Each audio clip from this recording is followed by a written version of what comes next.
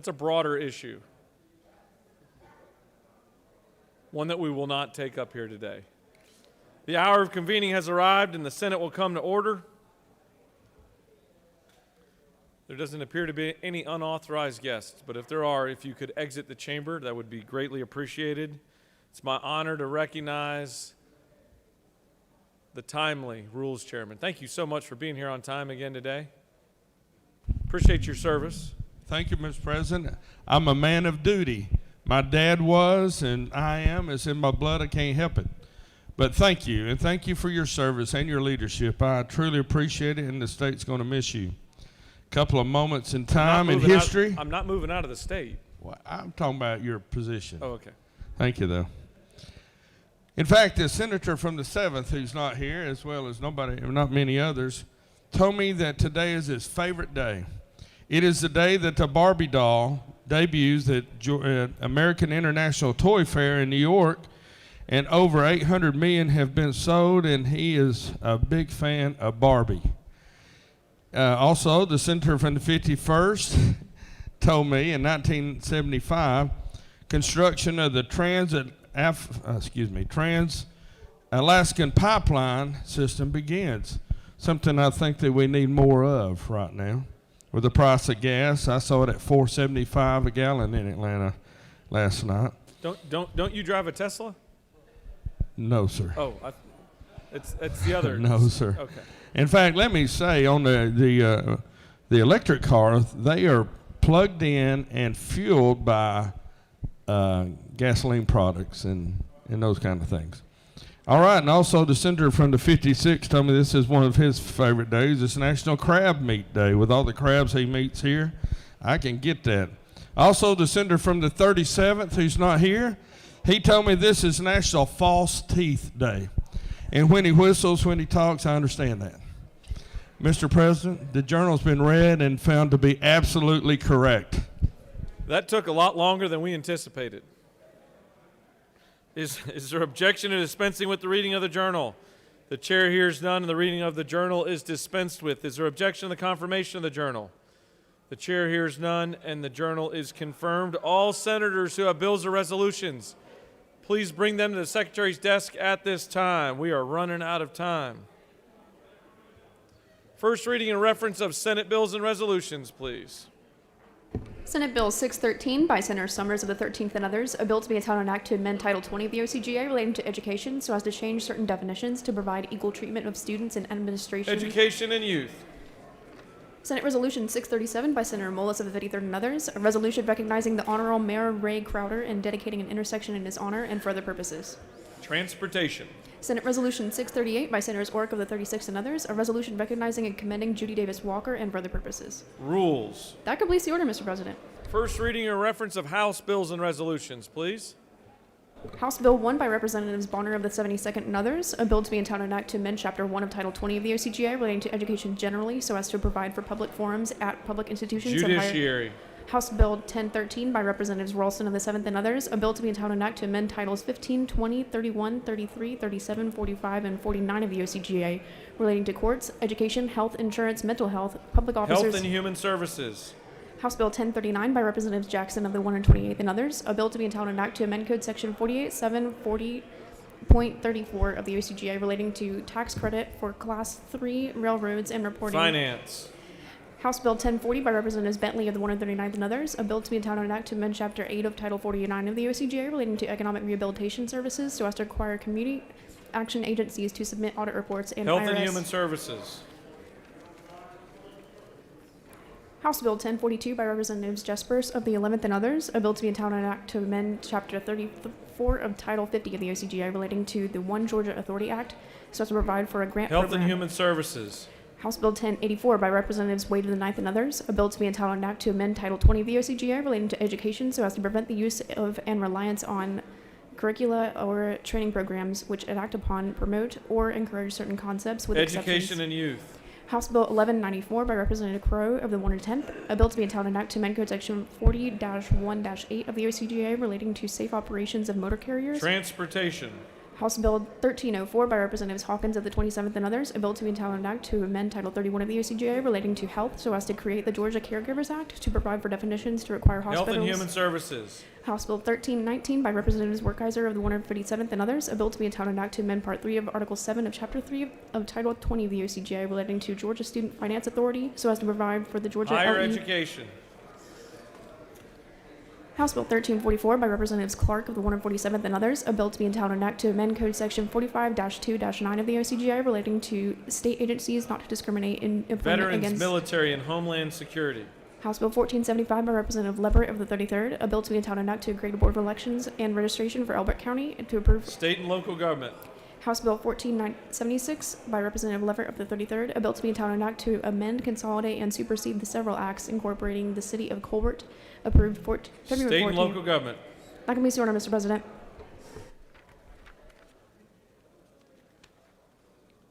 Ms. Secretary, will you please read reports of standing committees?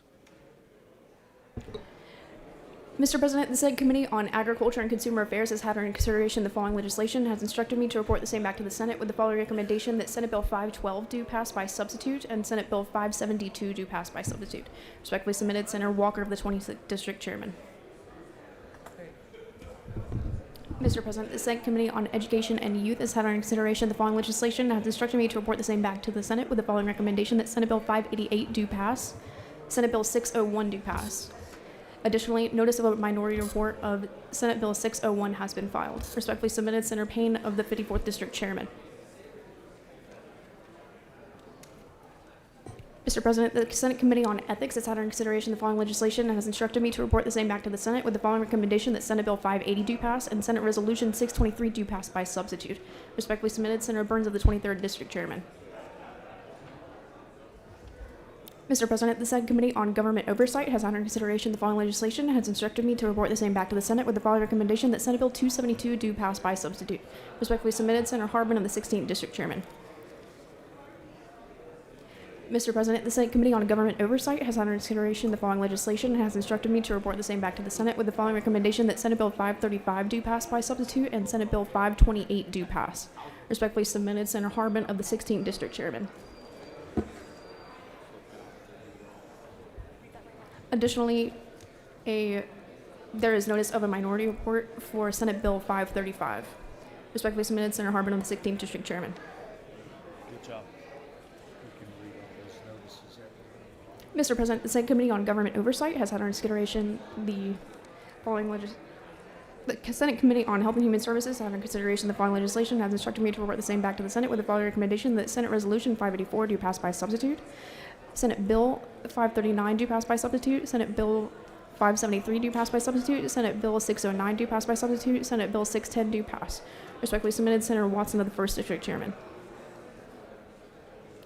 Mr. President, the Senate Committee on Insurance and Labor has had in consideration the following legislation and has instructed me to report the same back to the Senate with the following recommendation: that Senate Bill 532 do pass by substitute and Senate Bill 605 do pass by substitute. Respectfully submitted, Senator Burke of the 11th District Chairman.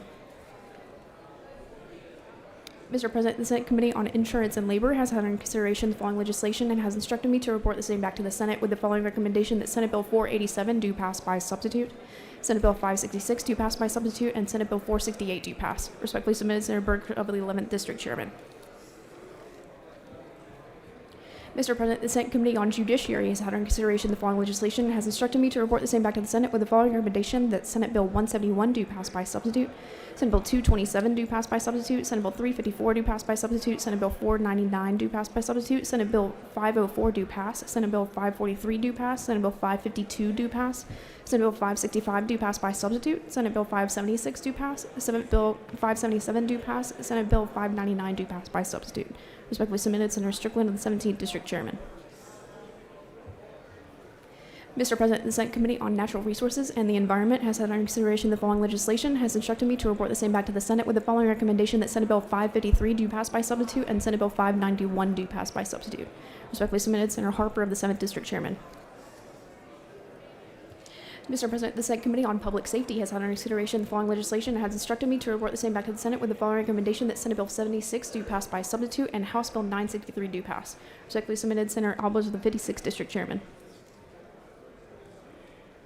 Mr. President, the Senate Committee on Regulated Industries and Utilities has had under consideration the following legislation and has instructed me to report the same back to the Senate with the following recommendation that Senate Bill 536 do pass by committee substitute. Respectfully submitted, Senator Kauser of the 46th District Chairman. Mr. President, the Senate Committee on Rules has had under consideration the following legislation and has instructed me to report the same back to the Senate with the following recommendation that Senate Resolution 463 do pass, Senate Resolution 525 do pass, Senate Resolution 546 do pass, and Senate Resolution 613 do pass. Respectfully submitted, Senator Mullis of the 53rd District Chairman. Mr. President, the Senate Committee on State and Local Governmental Operations has had in consideration the following legislation and has instructed me to report the same back to the Senate with the following recommendation that House Bill 1407 do pass, House Bill 1431 do pass, House Bill 1432 do pass, House Bill 1463 do pass, House Bill 1465 do pass, House Bill 1466 do pass, House Bill 1470 do pass, House Bill 1471 do pass, House Bill 1472 do pass. Respectfully submitted, Senator Anderson of the 24th District Chairman. That completes the order, Mr. President.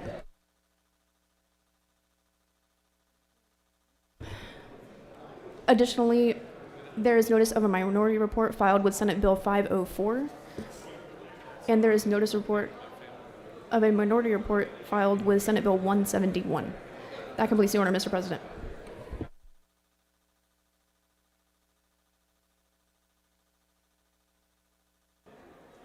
Ms. Secretary, will you please read bills and resolutions for the second time?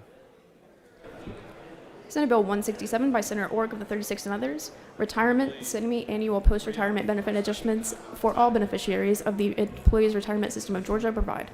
Senate Bill 328 by Senators Mullis of the 53rd and others, education designated of a nonprofit organization to govern high school athletics in the state provide. Senate Bill 377 by Senator Hatchett of the 50th and others, state government take measures to prevent the use of curricula or training programs which act upon, promote, or encourage certain concepts with exceptions require state agencies. Senate Bill 421 by Senator Huff-Stetler of the 52nd and others, Georgia Utility Rate Reduction Act, GURRA enact. Senate Bill 491 by Senator Davenport of the 44th and others, revenue and taxation, a qualified down payment savings program to be implemented by the Department of Revenue create. Senate Bill 498 by Senator Tibbins of the 37th and others, education accountability recognition of certain accrediting agencies as reliable authorities as to the quality of education offered in secondary schools provide. Senate Bill 516 by Senator Robertson of the 29th and others, solid waste management, environmental protection division to contract the Department of Revenue to collect certain fees require. Senate Bill 545 by Senator Halpern of the 39th and others, core curriculum, schools to provide training in first aid, cardiopulmonary resuscitation, and the use of automated external defibrillator for students in grades 9 or 10 require. Senate Bill 558 by Senator Gooch of the 51st and others, Department of Transportation, meetings for the election of board members, amend notice provisions. Senate Bill 575 by Senator Tibbins of the 37th, education, local boards of education shall review the financial status of the local school system at least quarterly rather than monthly, subject to an exception provide. Senate Bill 581 by Senator Walker III of the 20th and others, property boundary lines, plane coordinates for defining and stating geographic position within the state of the Georgia State Plane Coordinate System, designate. Senate Bill 586 by Senator Gooch of the 51st and others, road projects, the use of design-build contracting method by counties authorized. Senate Bill 603 by Senator Robert of the 5th and others, public school property and facilities and outdoor learning spaces pilot program provide. Senate Resolution 507 by Senator James of the 35th and others, Coleman, Benton, Carey recognized. Senate Resolution 542 by Senator Anderson of the 43rd and others, Women Veterans Day recognizing the first Tuesday in March of every year. Senate Resolution 544 by Senator Rhett of the 33rd and others, World Taiwanese Chamber of Commerce commend. Senate Resolution 596 by Senator Ginn of the 47th and others, Isaiah Coach Berry Memorial Intersection, Barrow County, dedicate. Senate Resolution 603 by Senator Butler of the 55th and others, Russian government illegally and immorally invading Ukraine, condemn. House Bill 1302 by Representative Bonner of the 72nd and others, income tax, one-time tax credit for taxpayers who filed returns for both 2020 and 2021 taxable years provide. House Bill 1320 by Representative Knight of the 130th and others, Revenue and Taxation, Internal Revenue Code and Internal Revenue Code of 1986, define terms and incorporate certain provisions of federal law into Georgia law. House Resolution 664 by Representative Green of the 151st and others, property, conveyance of certain state-owned property authorized. House Resolution 683 by Representative Green of the 151st and others, property, granting of non-exclusive easements authorized. That completes the order, Mr. President.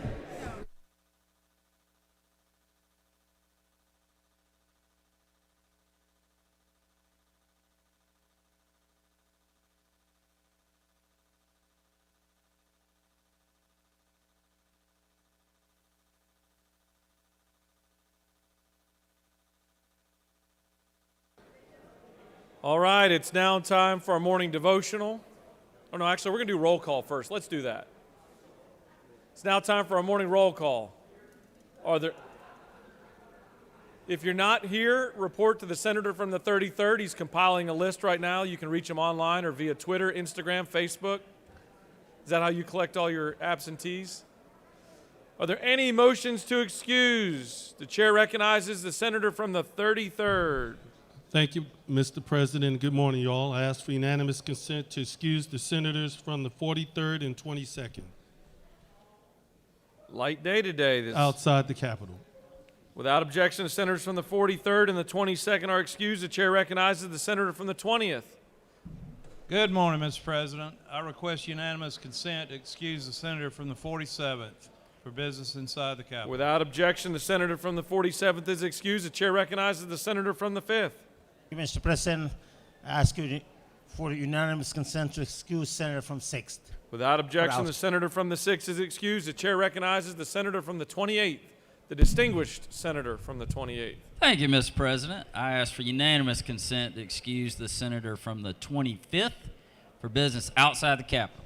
Without objection, senator from the 25th is excused. The chair recognizes the senator from the 41st. Thank you, Mr. Chairman. I ask for unanimous consent to excuse the senator from the 42nd. Without objection, the senator from the 42nd is excused. Are there any additional motions to excuse? Secretary will call the roll. Senators, signify your presence by voting the yea switch. The secretary will unlock the machine.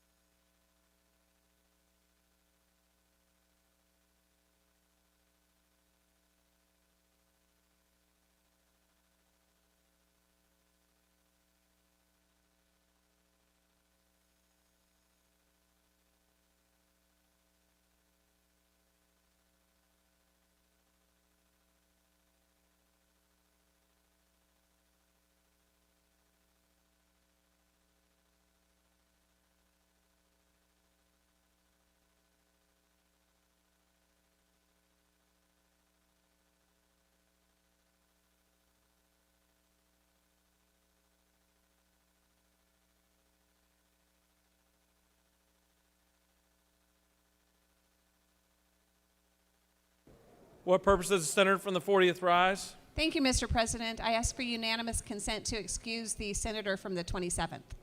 Without objection, the senator from the 27th is excused.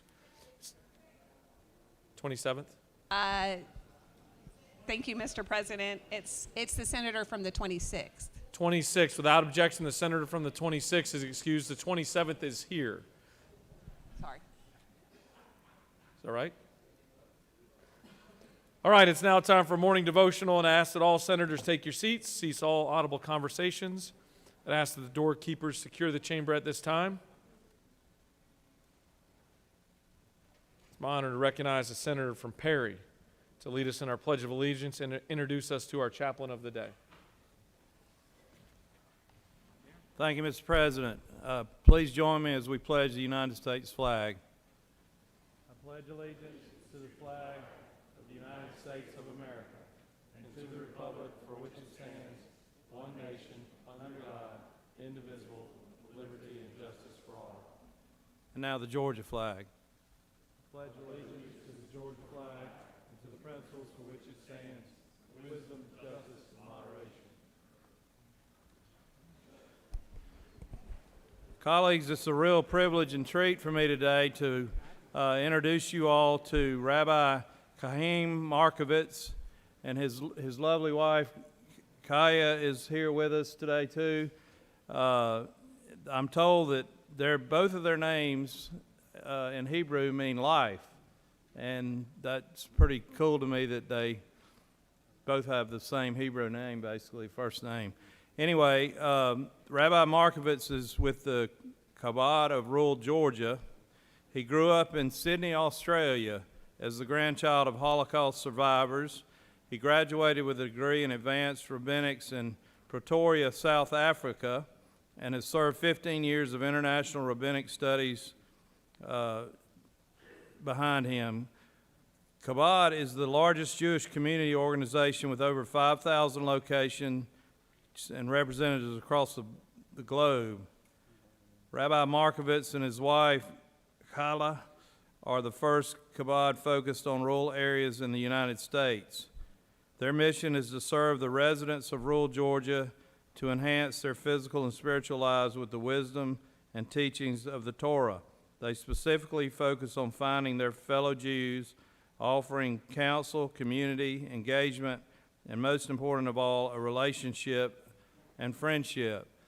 As you all know, we do not have synagogues in a lot of our rural areas of the state, and so that's his mission field, to connect with Jews in those areas. So please give a Senate welcome to Rabbi Markovitz.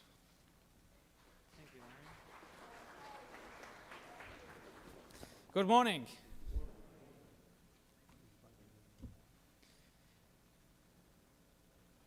Just as an opening, I want to say thank you to former State Representative Mitchell Kaye and to Senator Larry Walker. Thank you guys for bringing me here. It's more than an honor for me to have the opportunity to speak in front of such an illustrious group.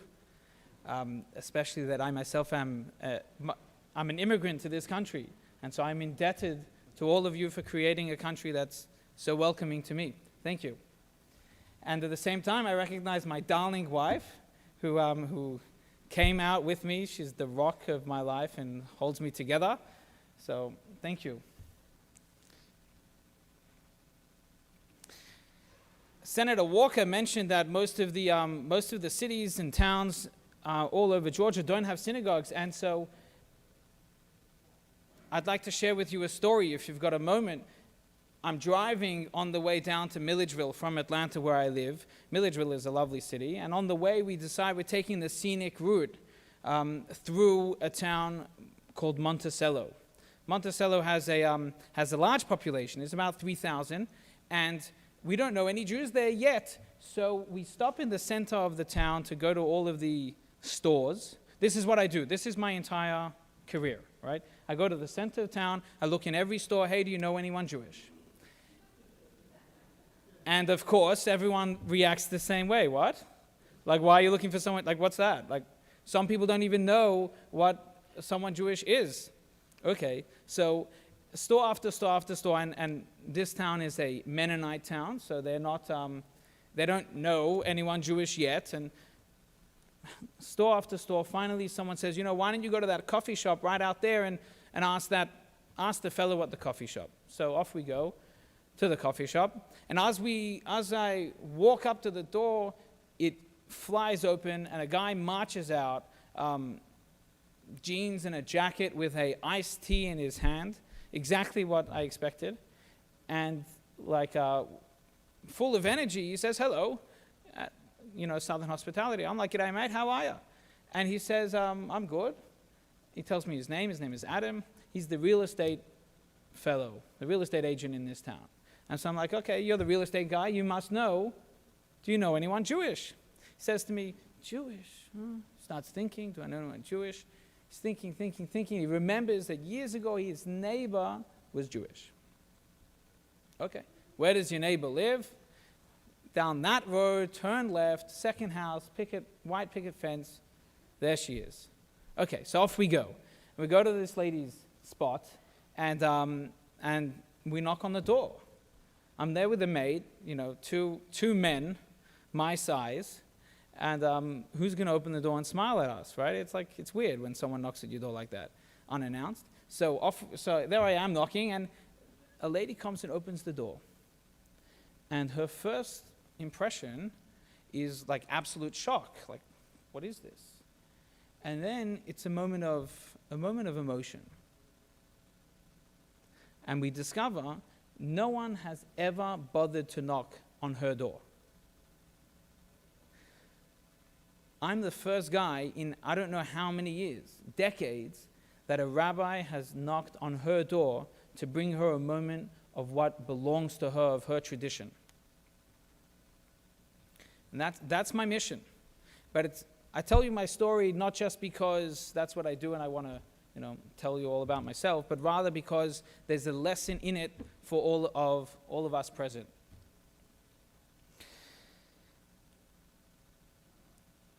In Psalms, I'm going to drop a verse on you, okay? Hold on, be patient. Psalms chapter 37, verse 23. If you've got a book, you can open it.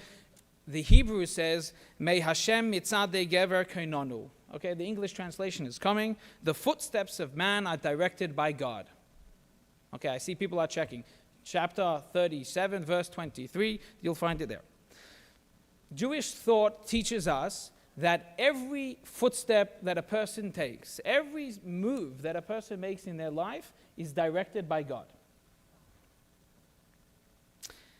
In fact, not just directed by God, God planned these before the 6 days of creation. He already has it worked out that Chaim's going to be here and someone else is going to be there.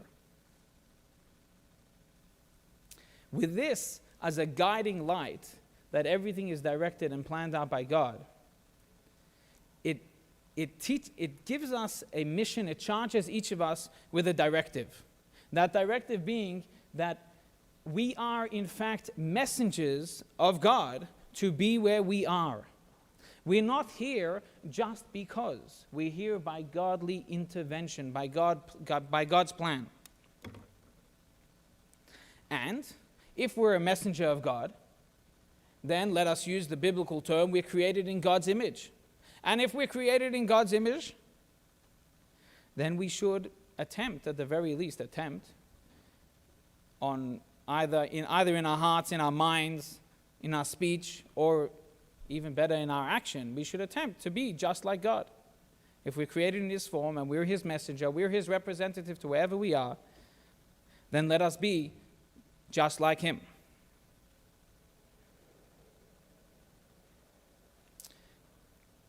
Another story. Gee whiz, we'll run out of time. Another story.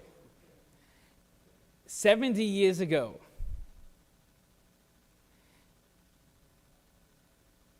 my great uncle, whose name was Beryl, B-E-R-E-L, Beryl, lovely fellow. I never met him.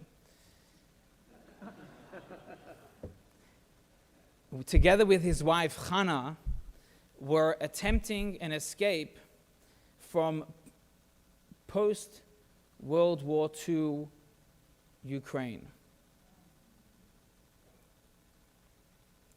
70 years ago. And they got themselves somehow onto one of the last trains out.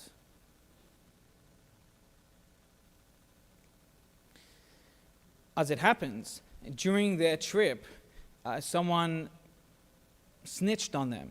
Someone else said they traveled on fake passports, as was the norm in those times if you were illegally leaving a country.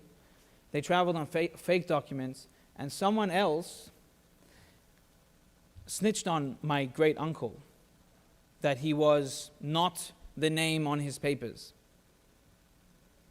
In this entourage was my grandfather, my grandmother, my grandmother's sister, and her husband, Beryl. And Beryl was the only one who got busted. And so my great aunt says to her spouse, I'm coming with you. I'm not going to escape and leave you behind. And everybody else chimed in together and said, no way, you're coming with us. And so they all left, and my great uncle stayed behind 70 years ago. Last week, 70 years later, my second cousin went through a very similar harrowing experience. Yet again, the footsteps of man are directed by God.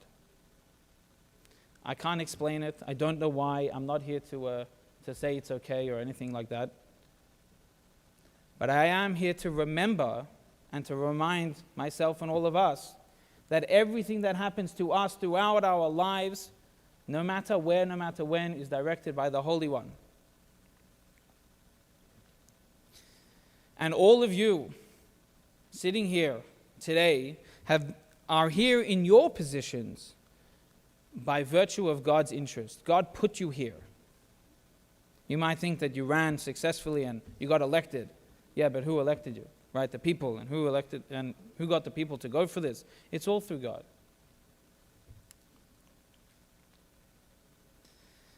And your position here, representing the people and representing God,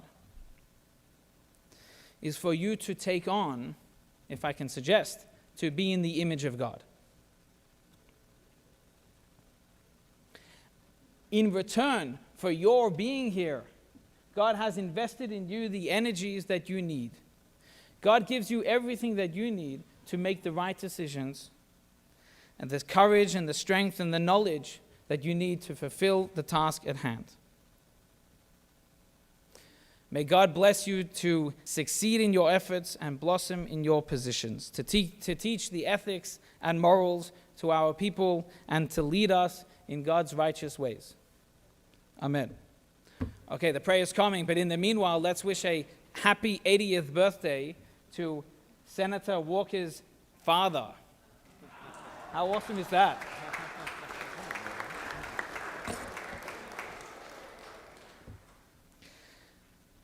Our God and God of our fathers, great, mighty, and revered God, we beseech you in your abundant mercy, restore the world unto its true basis, under the guidance of kings and rulers who shall reign with justice and righteousness, without discrimination between nation and nation, race and race.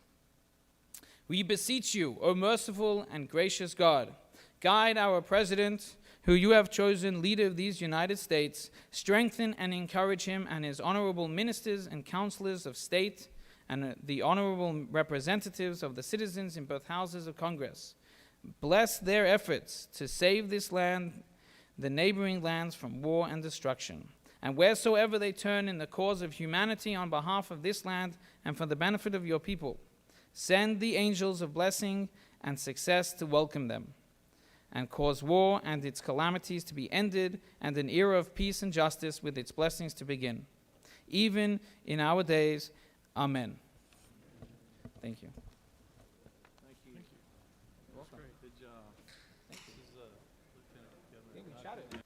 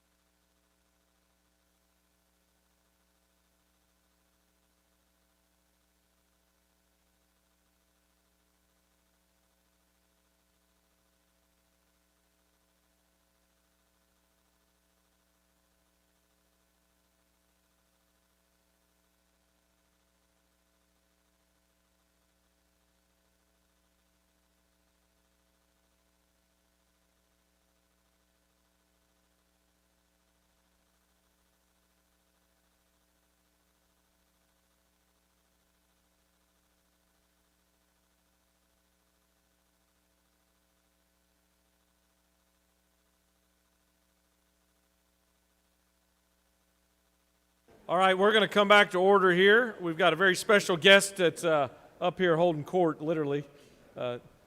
Justice John Ellington's with us here today, telling us all the old stories about being a reader up here. So thank you for joining us. Thanks for what you do for the state.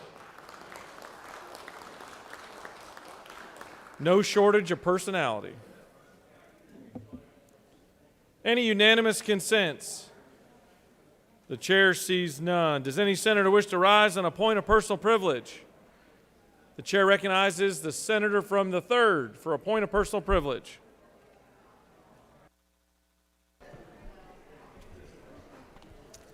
I just want to recognize our friends from Waycross. They are the, can you hear me? Would you all stand, all of our Waycross group?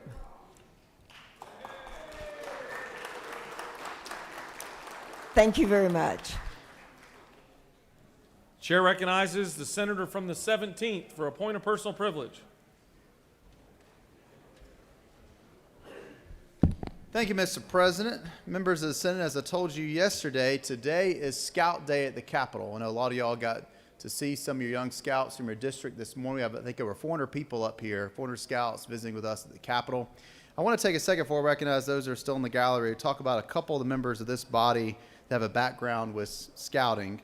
And if I missed somebody, I'm sorry. These are what my notes showed. The senator from the 56th was a scout leader. The senator from the 43rd is very involved in scouting as a family with her family in Rockdale County. The senator from the 11th volunteers with Boy Scouts of America. Senator from the 52nd has an Eagle Scout son. He supported scouting throughout the years. Senator from the 18th on the executive board of directors for the Central Georgia Council and Boy Scouts of America. Senator from the 32nd has an Eagle Scout son. Her husband is a scoutmaster. Senator from the 33rd was a scout as a youth. He actually brought his shirt with us this morning to show everybody that he couldn't quite fit into anymore, I don't think, unless you got underneath your jacket now. And the senator from the 14th serves on the board for the First National Community Bank with Matt Hart, CEO of Northwest Georgia Council. I'm sure I missed some folks, but we all know how important scouting is for our young people. It helped mold so many of us to be the leaders that we are today. We're honored to get to have so many people visiting with us. So those of you who are still in the gallery, thank you so much for being here with us today. Welcome to the State Senate. If you'll please stand. And Mr. President, we can recognize them that are here with us. Thank you, Senator. Thank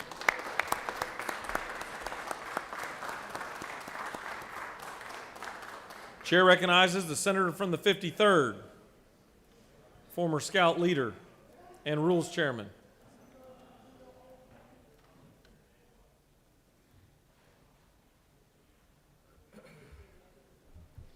Thank you, Mr. President. I just want to talk about the Rules Committee right now. We're at the end of crossover coming up soon, and I want to talk to our friends in the hall. Now, right currently, I am 497 texts behind. My phone is ring off the hook for many reasons, the announcement mainly, but I just want to tell you, I don't know how you can get in touch with me except to talk to me personally, and that's okay. But to make sure you're for or against something and you need to tell me, please do. And ladies and gentlemen in this chamber, your bill is important as well. And please come and make sure I know that you want to move forward on yours too. But we're at crossover. It's going to be a busy next couple of session days, so just prepare yourself. But it's going to be great. It's going to be exciting. And we're turning Georgia some direction. I think good. Some people think not so good. But it's a great day to be here, and I'm glad to be your rules chairman. Thank you, Mr. President, for allowing me to be your rules chair. And see you at the end zone. Have you picked your walk-up song today? Yes. You may not get what you want, Bob. Chair recognizes the senator from the 56th for a point of personal privilege.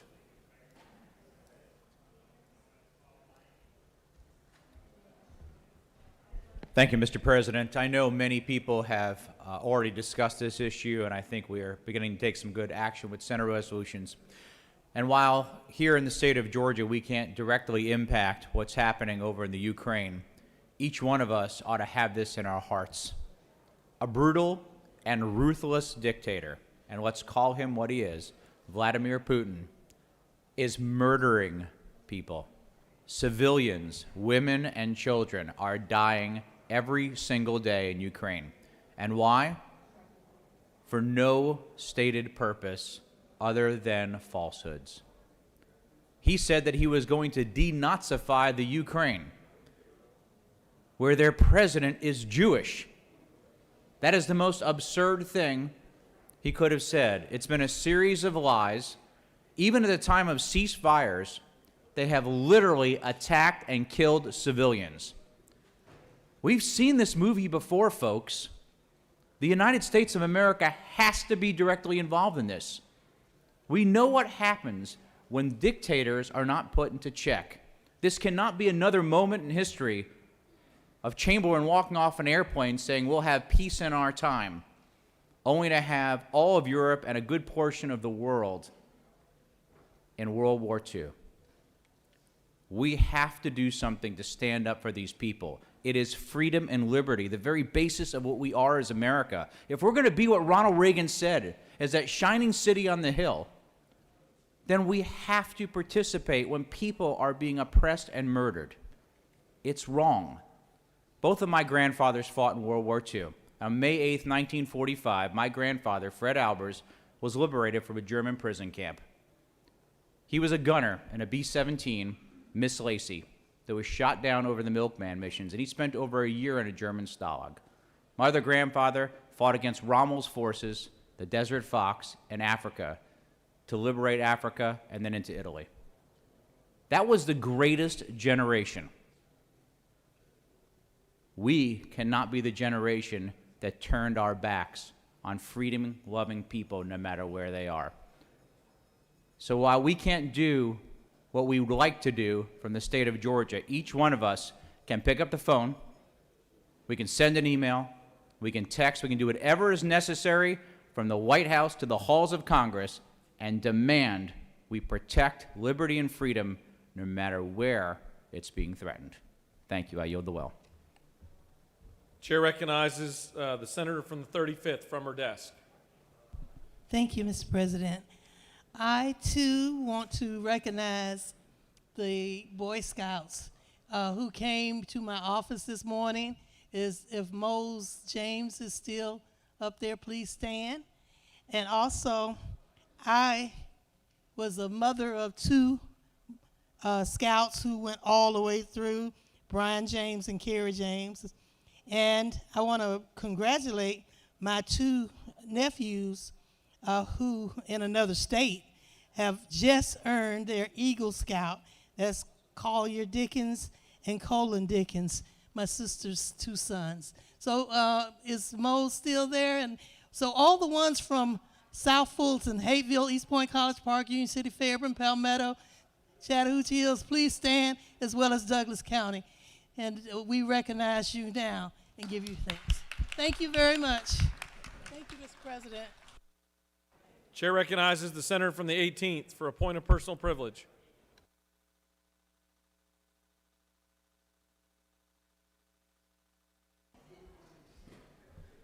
Thank you, Mr. President. Good morning, colleagues, and good morning to all the scouts that are here. I want to thank Chairman Strickland and his leadership for having Scout Day at the Capitol. Thank you very much for that. We've got some Troop 51 folks from Monroe County. I don't know if they're in the gallery or not, but they may be out in the hallway. I had the chance to visit with them a little bit this morning. I'm going to be having lunch with them. I want to welcome them and all the scouts. I have the privilege of serving on the Central Georgia Council's Board of Directors, and it's a personal thing for me because I saw what scouting did for my son, Will. You guys know I have one son. Will, he was went through Troop 19 and is an Eagle Scout, and I'm very proud of that for him. And it's one of those organizations today that still instills pride in America, great values, good family ethics, and it's just it's a great organization. So for all of you that are in Scouts, stay in Scouts. Keep going. You can all be Eagles. You just got to do the work. So with that, thank you very much. And one last thing, thank you to the Scoutmasters and the parents that make it possible for the Scouts to do what they do. Y'all really are the lifeblood of making the Scouting organization work. Thanks very much. Mr. President, I yield the will. Chair recognizes the senator from the 33rd for a point of personal privilege.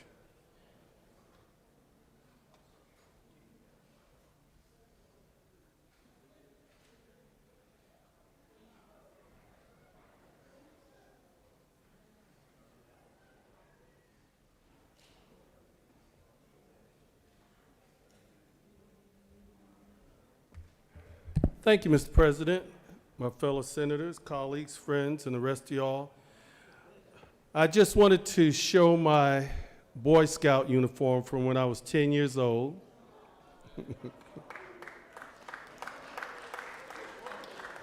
I woke up this morning, I tried to put it on and didn't quite fit. But Boy Scouts made a difference. It taught me not only how to be a leader, but to think about how my actions affect other people. And that followed me through the United States Air Force and all the way today to the Georgia Senate. Thank you so much to the Boy Scouts and Girl Scouts and everybody up there for your service, and I yield well. Thank you so much. Thank you, Senator. We're glad you didn't try that on today. Chair recognizes the senator from the 13th for a point of personal privilege.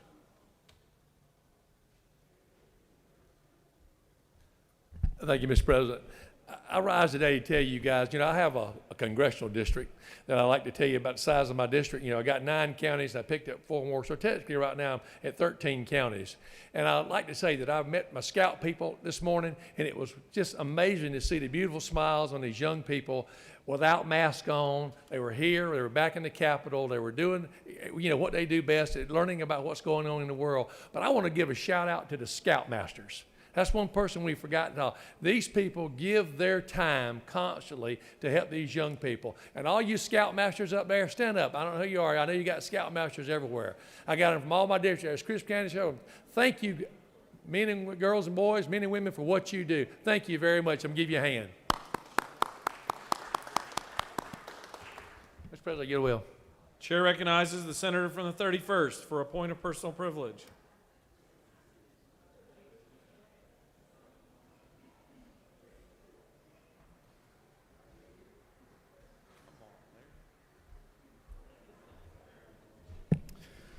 Thank you, Mr. President. I do want to, as my fellow colleagues, also recognize our scouts from District 31, the Scoutmasters and the scouts that have come from Dallas, Georgia, and also North Paulding County, where I live.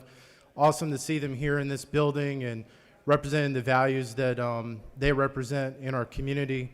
Also want to give a shout out to our Paulding County Public Safety Appreciation board members and leaders who raise money, they advocate and fight for our public safety and first responders in Paulding County, Georgia, for the hard work and dedication that they do for the citizens in our community. They've helped a lot of families over the last many years, and saying as a former board member with one of my colleagues from the House, just very proud of the work that they're doing every single day. Not for our EMS or 911, our police officers, sheriff's department, fire department every day. So God bless you, and thank you, and yield well, Mr. President. Chair recognizes the senator from the 20th for a point of personal privilege.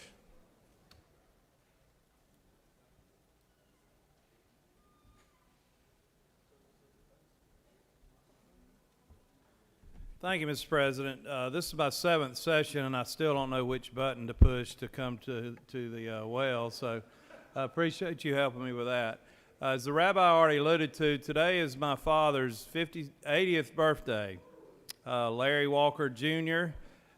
He's been a wonderful father. He's been married to the best mom in the world, Janice, for 57 years.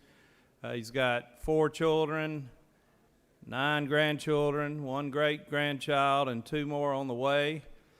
He's been practicing law in Perry for 57 years. He's going to retire, he says, in June. We'll see if that really happens. He served in the House with many of you in this body. He served in the House for 32 years. 16 of those years he was Majority Leader under Speaker Tom Murphy. I'm so proud of my father. He later, after he left the House of Representatives, he served on the Georgia DOT board and then on the Board of Regents.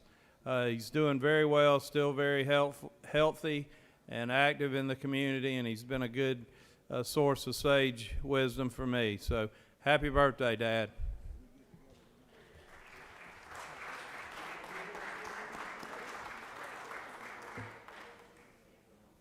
Chair recognizes the senator from the 29th for a point of personal privilege.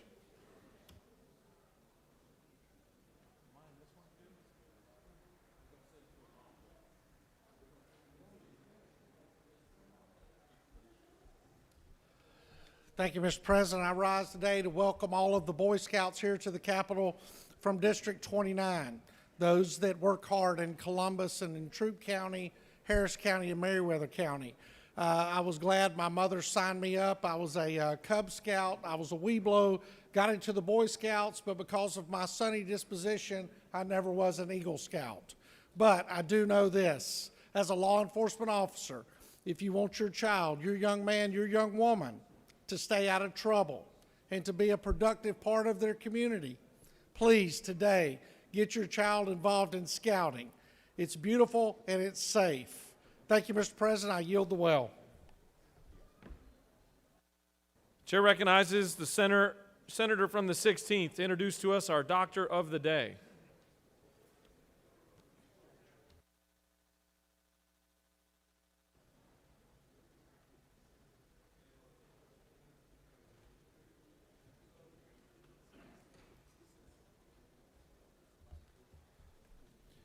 Thank you, Mr. President. Our Doctor of the Day is Dr. Garisha Renee Collins, MD. She is also an obstetrician and a gynecologist with Community Health Care System, a federally funded health care network in Central Georgia. She graduated with a Bachelor's of Arts degree from the University of Virginia, a Master's in Public Health degree from the University of Alabama in Birmingham School of Public Health, a Doctor of Medicine from Morehouse School of Medicine, and a graduate medical training in OMS and OB/GYN residency program. She brings a wealth of knowledge in women's health care, and I've loved her mission statement as she said, "You may not be able to change the world, but you can change the world of everyone of whom you are interested." And I thought that was a very good statement, but thank her for her service today. Thank you, Mr. President. Thank you, Senator. All right, we're going to move on. You've got a consent calendar of privileged resolutions before you. Does any senator wish to remove a resolution from the consent calendar? Is there objection or adoption of the resolutions on the consent calendar? The chair hears none, and the resolutions on the consent calendar are adopted. Are there any motions to withdraw and commit? Chair recognizes the senator from the 20th who's figured out the right button to push. Thank you, Mr. President. I ask unanimous consent that Senate Bill 481 be withdrawn from the general calendar and be committed to the Committee on Agriculture and Consumer Affairs. Ms. Secretary, can you please read the caption of Senate Bill 481?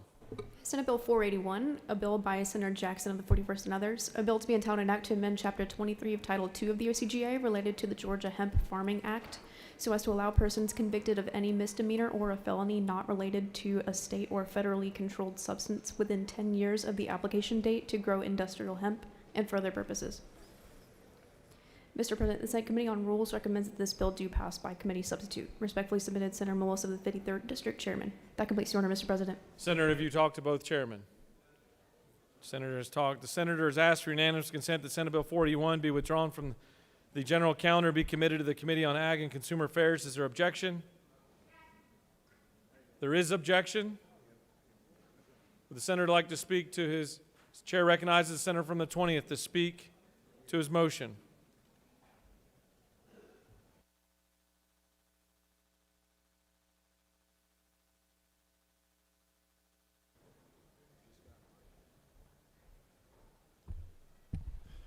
Thank you, Mr. President.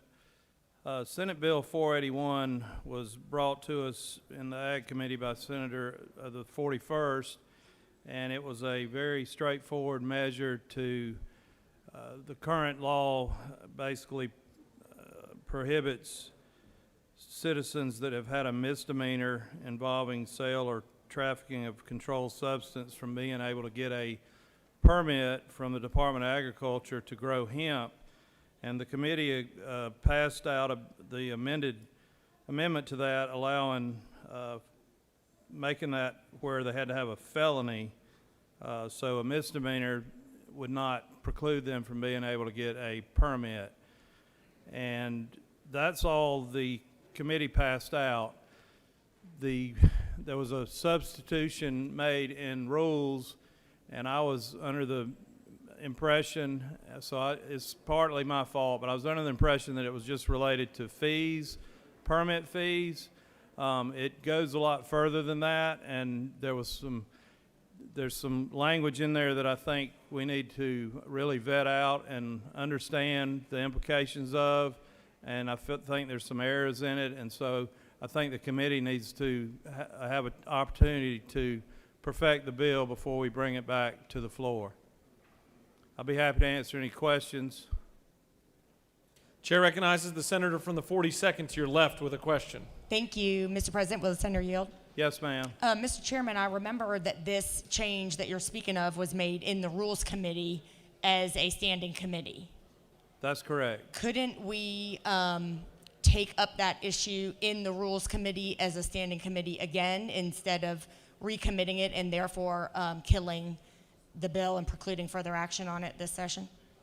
I think the changes are significant enough and complicated enough that we need to send it back to the Ag Committee so we can thoroughly vet it. I had not seen the committee sub before it was in the Rules General Committee, and it needs a lot of work. Well, but if you'll further yield, my question is, why can't that language be stripped back out in the Standing Rules Committee to return it to the language that your committee unanimously approved? I'd prefer it just go back to the Ag Committee. Thanks.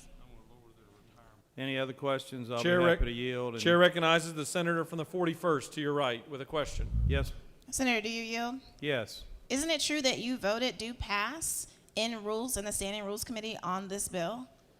I did, not understanding everything that was in the bill. So again, that's on me, and it slipped by me. Do you continue to yield? No, I yield the well. I ask for your favorable consideration and a yes vote, please. Thank you. Does any other senator wish to speak? Chair recognizes the senator from the 41st. For what purpose does the senator from the 23rd rise? He waves. Chair recognizes the senator from the 41st to speak to the motion.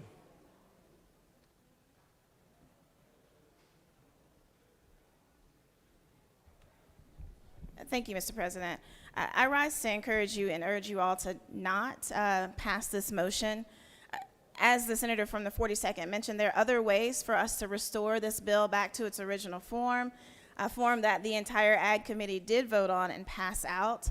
I think that it is not helpful to our hemp industry to destroy the bill and to not let it pass in any form at this point. And so I urge you to vote no on this motion and allow us to edit it properly back in the Rules Standing Committee. I'll stand for questions. Chair recognizes the senator from the 23rd to your right with a question.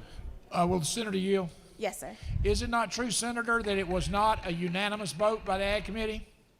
That is correct. It was not unanimous. Is that correct? That's correct. Thank you very much. All right. No further questions. You have no more questions. Thank you. Does any other senator wish to speak for or against the motion? The chair sees none.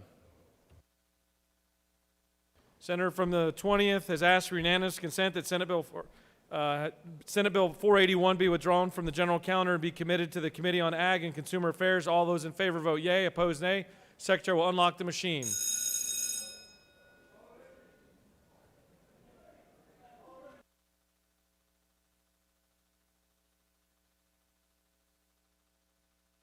For what purpose does the senator from the 20th rise? Mr. President, isn't parliamentary inquiry? State your inquiry. Isn't it true, if you want to respect the committee process and the role that chairman of committee have, and both chairmen agreed to have this recommitted back to Ag, that you'd vote green on this? I'm certain the senator knows of what he speaks.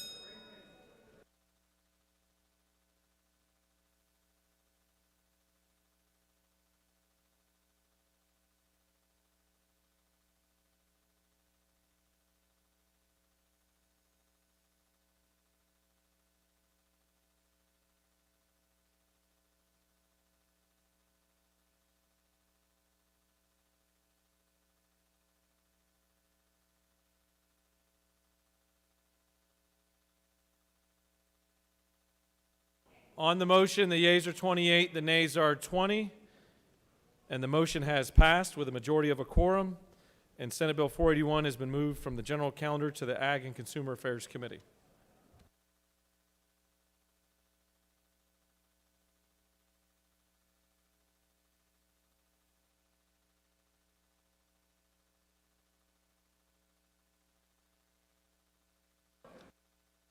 You have a consent calendar of local bills before you. Mr. Secretary, are there any objections filed to any bills on the local consent calendar? Mr. President, there are no objections filed. Is there objection to agreeing the report of the Committee on State and Local Government, which is favorable to the passage of the bills on the local calendar? The chair hears none. The report of the committee is agreed to. The questions on the passage of the bills on the local consent calendar. All those in favor vote yea. Opposed, nay. The Secretary will unlock the machine.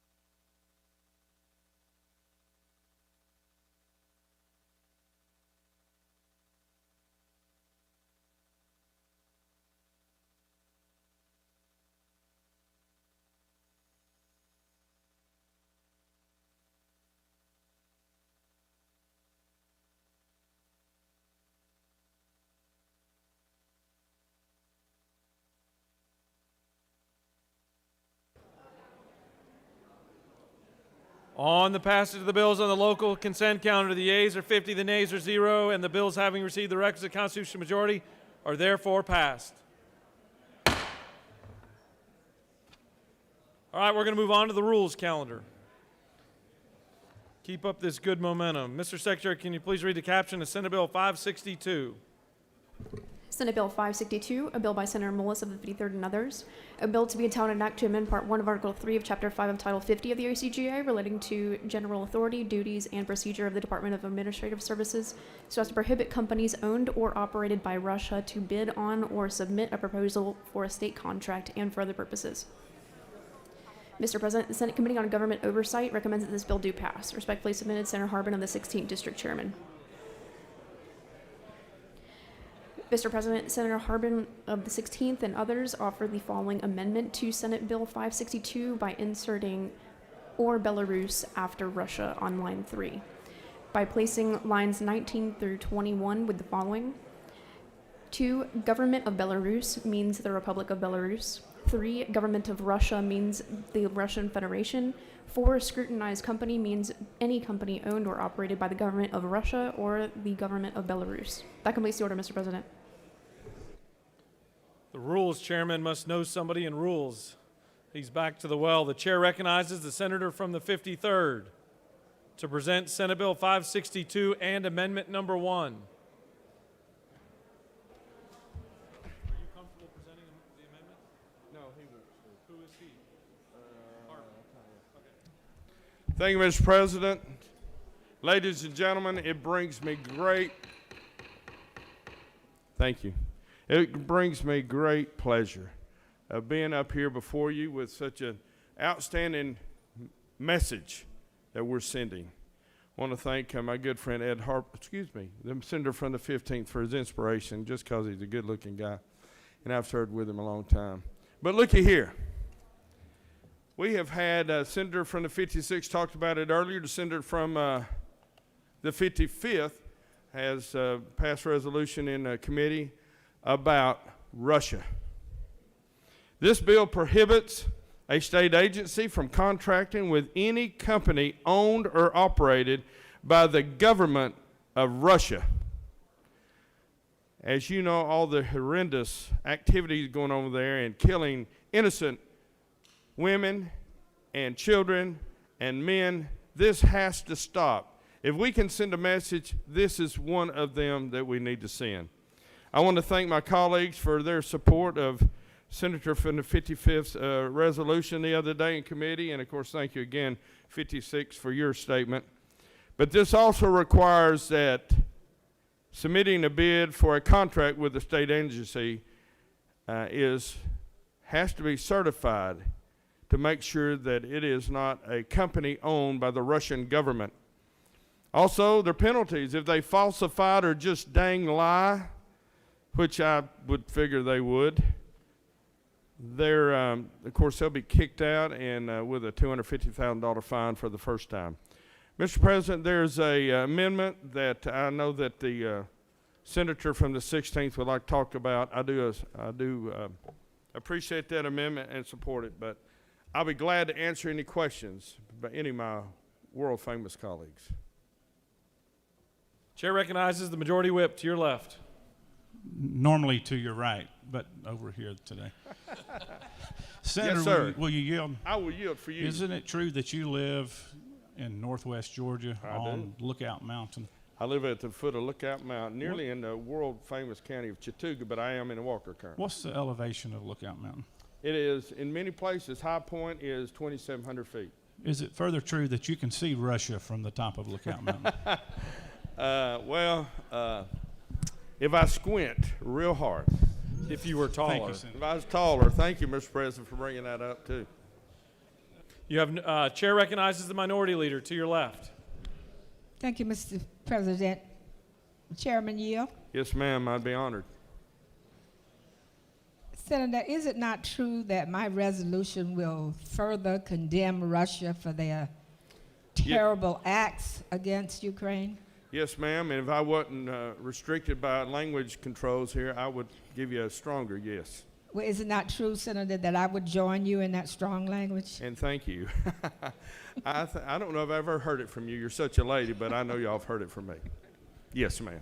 Thank you, Senator. Thank you. You have no more questions. Thank you, ladies and gentlemen. Appreciate your support. Let's send this message, and I welcome the senator from the 16th. I yield away. Chair recognizes the senator from the 16th to speak to amendment number 1.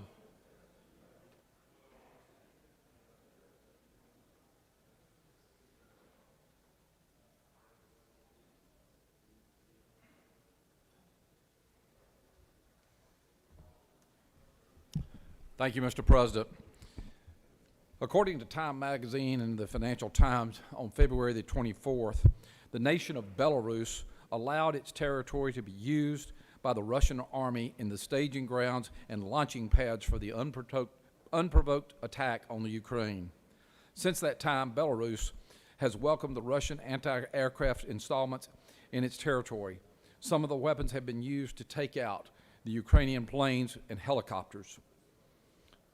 We cannot wait to go unanswered, for this to go unanswered. While we cannot dictate foreign policy in this chamber, we do have the authority to ensure that taxpayer dollars in this state do not go to fund this Belarusian oligarchy. Amendment 440162 would ban the state of Georgia from doing business with the nation of Belarus or any company owned or operated by the dictatorial government of Belarus. We are in good company with this amendment. The U.S. Treasury has sanctioned the Belarusian Ministries of Finance and Development Bank of Belarus. Additionally, the European Union has sanctioned Belarus Central Bank as well. Senators, I have traveled to Belarus. I have friends there in this nation who are from Belarus as well. This oligarchy decision to support the invasion of the Ukraine breaks my heart to a freedom-loving people that are there. I ask your favorable considerations for the bill and for this amendment, and that we would send a message to their dictator, Alexander Lukashenko, a message that we will not sit idly by and watch what he does. Mr. President, I'm happy to answer any question if there are any. You don't appear to have any questions. Thank you, sir. Does any other senator wish to speak for or against the measure or the amendment? The chair sees none. We'll take up the amendment number 1. Senator from the 16th has offered amendment number 1. Is there objection to adoption of amendment number 1? The chair hears none, and amendment number 1 is adopted.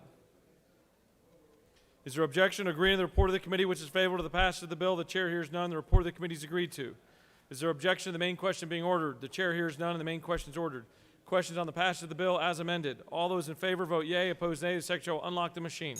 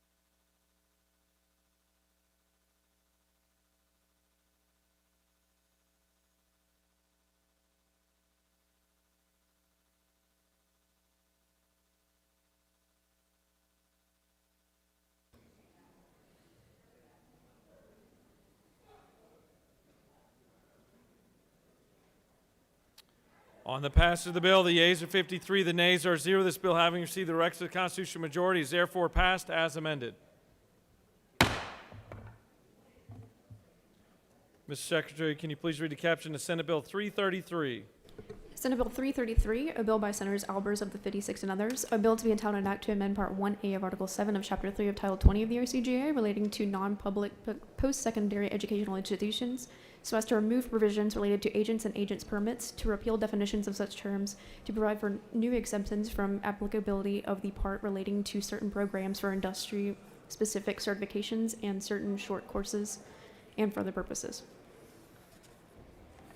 Mr. President, the Senate Committee on Higher Education recommends that this bill do pass by substitute. Respectfully submitted, Senator Tippins of the 37th District Chairman. That completes the order, Mr. We have a substitute. Mr. President, the Senate Committee on Higher Education offers the following substitute to Senate Bill 333, a bill to be entitled an act to amend Part 1A of Article 7 of Chapter 3 of Title 20 of the OCGA relating to non-public post-secondary educational institutions, so as to remove provisions related to agents and agents permits, to repeal definitions of such terms, to provide for new exemptions from applicability of the part relating to certain programs for industry-specific certifications and certain short courses, to provide for and for other purposes. That completes the order, Mr. President. Chair recognizes the senator from the 56th to present Senate Bill 333.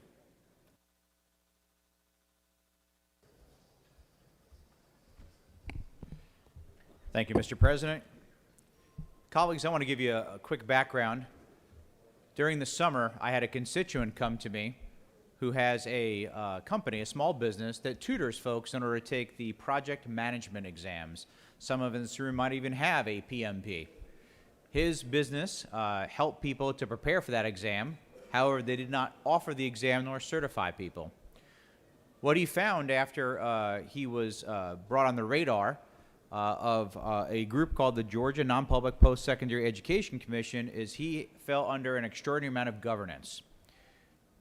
Like all of us do each and every day when we get messages or phone calls from our constituents, we went about solving the problem. And the first thing I want to thank is Governor Brian Kemp and his staff for looking at this issue immediately, and then specifically Director Kirk Shook, who agreed that when the commission was first formed many decades ago, the original legislation really didn't fit what the intention was for the time we live in today.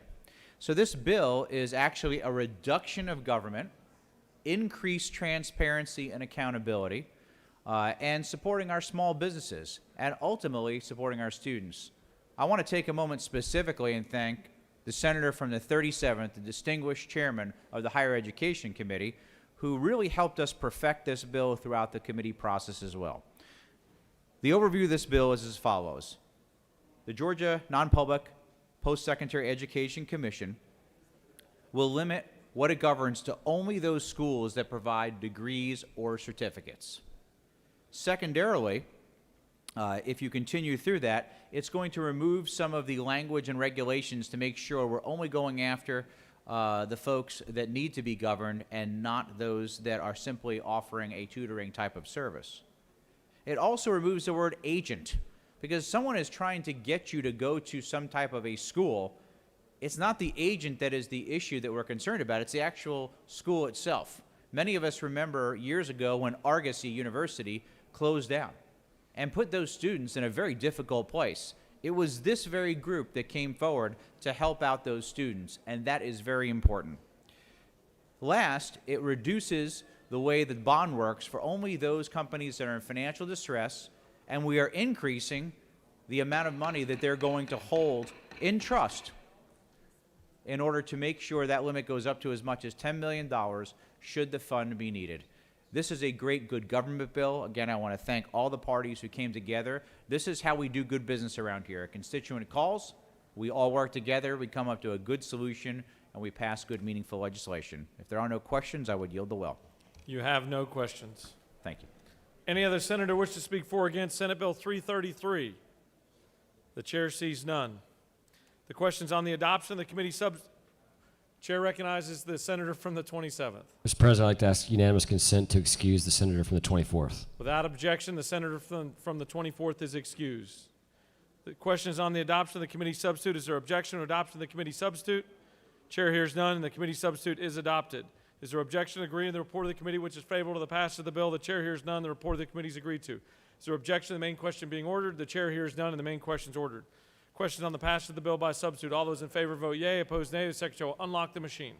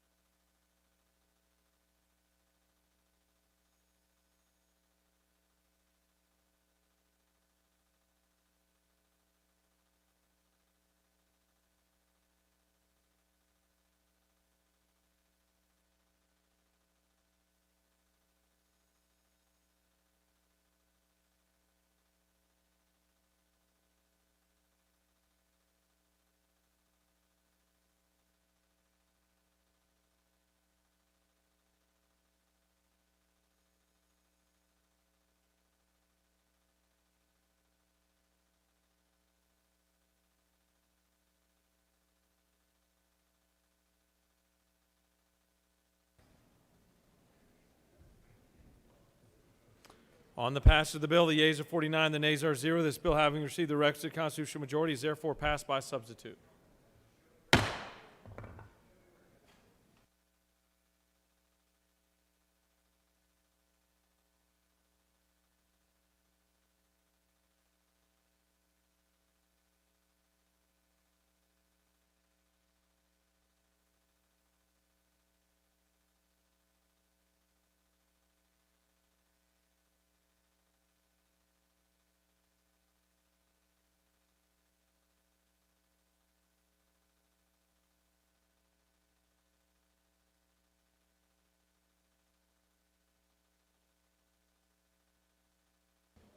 Mr. Secretary, can you please read the caption of Senate Bill 510?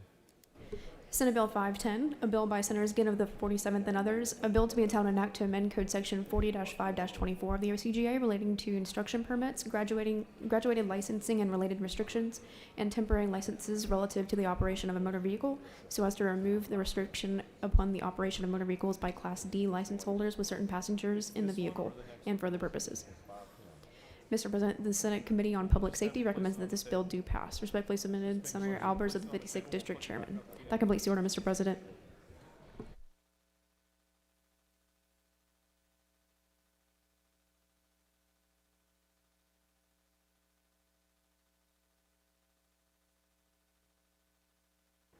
For what purpose does the senator from the 47th rise? Thank you, Mr. President. I move that the Senate table Senate Bill 510 for later in the calendar.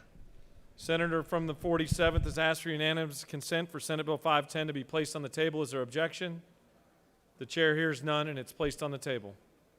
Mr. Secretary, can you please read the caption of Senate Bill 371?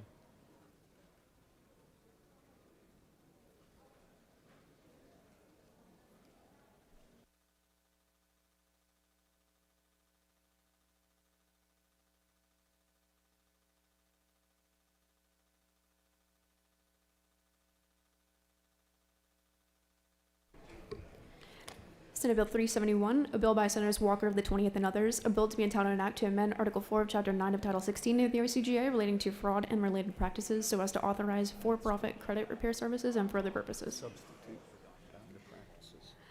Mr. President, the Senate Committee on Agriculture and Consumer Affairs offered the following substitute to Senate Bill 371, a bill to be entitled an act to amend Article 4 of Chapter 9 of Title 16 of the OCGA relating to fraud and related practices and for other purposes. That completes the order, Mr. President. Chair recognizes the Majority Leader. Thank you, Mr. President. I move that Senate Bill 371 be put on the table. The Majority Leader has moved that Senate Bill 371 be placed on the table. Is there objection? The chair hears none, and Senate Bill 371 is placed on the table.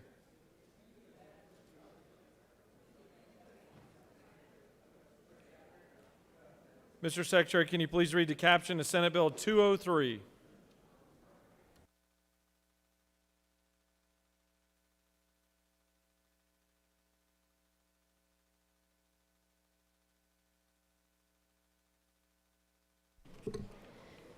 Senate Bill 203, a bill by Senators Gooch of the 51st and others, a bill to be entitled an act to amend Part 4 of Article 1 of Chapter 8 of Title 40 of the OCGA relating to horns, exhaust systems, mirrors, windshields, tires, safety belts, and energy absorption systems of motor vehicles, so as to allow for the use of mounts on windshields of motor vehicles for the support of wireless telecommunication devices and other purposes. Mr. President, the Senate Committee on Transportation recommends that this bill do pass by substitute. Respectfully submitted, Senator Ginn of the 47th District Chairman. Mr. President, the Senate Committee on Transportation offer the following substitute to Senate Bill 203, a bill to be entitled an act to amend Code Section 40-6-241 related to distracted driving, restrictions on operation of wireless telecommunications devices and standalone electronic devices, and for other purposes. That completes the order, Mr. President. Chair recognizes the senator from the 47th to speak to Senate Bill 203.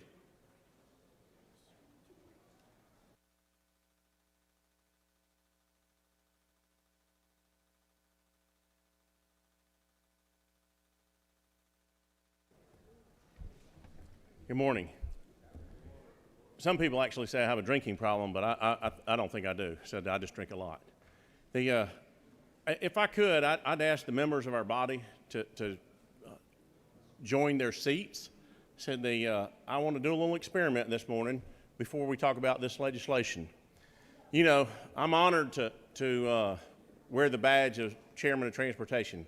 We've had some great ones like the senator from the 21st, the senator from the 51st, senator from the 53rd, but we've had a lot of great transportation chairs in years past. And our job as transportation chair is to move people and freight across the state of Georgia. Now, I'm handicapped. Y'all all know that because I'm an engineer, and we think a little bit differently as an engineer than you do most of us. And I'm going to give you some thoughts on something that is not intuitive to what you normally think about. We passed a safety bill in 2018 as a hand-free driving bill. So that's one of those things that we don't want anybody out there having a wreck and killing themselves or killing our loved ones. So for me, I supported that bill when it passed. But you know, one of the things that happened when we passed that bill was we unfortunately, there's an unintended consequence of it. So if I could get all my colleagues to sit in their seats for a second, I'm going to tell you what's happened when we passed that bill. Everybody in here knows it's illegal to hold your phone while you're driving an automobile or even while you're sitting at a complete and full stop at a traffic light. So if you would, push your chair back away from your desk just a little bit. And hold your phone or hold your hand down about your knee. And if you would, do me a favor and stare, Mr. Leader, at your phone held down by your knee. If you would, please do that for me now. And just look at your phone. And if anybody in here can be staring at their phone down by their knee and still see me standing up here, you're an amazing human and you've done something no other human has been able to do. Because what's happening right now is everybody in the state of Georgia knows they can't be holding their phone sitting at a traffic light. So with that said, we've made criminals out of our folks. But the worst part about that, thank you, Mr. President. The worst part about that is when you're looking down at your phone, you can't see out the windshield. When you can't see out the windshield, you have no situational awareness. Your peripheral vision, if you're up here and you could hold your phone, if you would, hold your hand up in front of you. Can you still see me when you're looking at your hand? When you hold your phone right in front of me? For me, the point being, if I can get people's phones up there to eye level, get them up to the dashboard so that you still have peripheral vision, you can see a lot more about what's going on in your area, your immediate area. The thought being, I sat here and I watched traffic light after traffic light all over the state. And we have two problems with the hands-free law. First off, when I start looking at enforcement, we need to go after, with vehement vigor, to go after those people that are moving and holding on to their phone. We don't want those people out there driving and being distracted. But if you're at a complete and full stop, your car is not endangering anybody. You can't run over anybody when you're sitting still. So what I want to ask my colleagues to do is to think about this bill with an open mind, because if anybody can explain to me how at a complete and full stop you can ever injure anybody, I'd like to know. That's defying physics.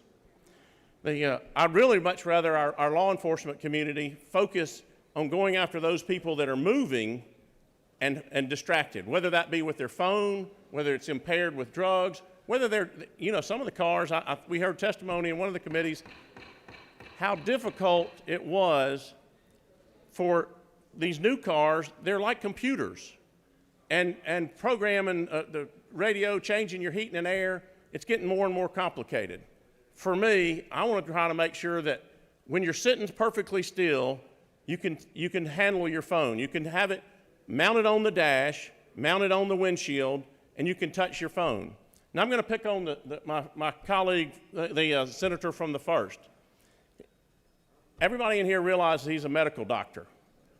I'll use him as an example. He leaves the hospital and he's in a conversation with his wife on the way home. When you're in a conversation with your spouse, I hope you're not going to hang up just because there's call waiting going on, or better yet, you do away with call waiting. The hospital needs him to return to see a patient. They send him a text message to come back to the hospital. This would allow him at a stop sign or at a red light, or even pull over on the shoulder of the road, to look at his phone and see that text message while he's still having the conversation with his wife. For me, there's a safe way to do it. If you're moving and you're handling your phone, you're a danger to yourself and everybody else on the road. What I want to try to make sure is that we focus on what's endangering the public, and that is just simply moving, whether you're moving 1 mile an hour or 60. I've had people that have told me where they were looking at their phone, somebody honks the horn, they hit the gas, they run into the vehicle in front of them. That's unexcusable. If they can see, the peripheral vision will help and save the traffic accident, will save the delay. All of y'all, I think everybody in here can testify that they've been waiting at a traffic light where somebody was looking at their phone and delayed the traffic movement. Well, as the chairman of transportation, we try to move people and freight in the state of Georgia. This is a simple bill. It's not one that was brought to me by anybody else. It was one that I looked at and I said, this is one that doesn't cost the public any money to do. It's not going to endanger the public, and I'll ask for your favorable consideration on this bill. Now, I brought up two Powerades. I brought up a red one and a blue one. This bill is nonpartisan. It is one that you can drink the Kool-Aid from red or blue. It doesn't make any difference. It's one of those that, for me, it all tastes good. We heard testimony in one of the committees about this bill being, well, there's not a group that's for it. And I'll tell you, this bill, people either love it or they hate it. I've had a lot of people that have reached out to me, sent me emails, that said, oh man, your cheese has slid off the cracker, you're crazy. If they'd send me a phone number, I'd send them back an email and I'd say, hey, send me your phone number. I reached out to a lot of those folks.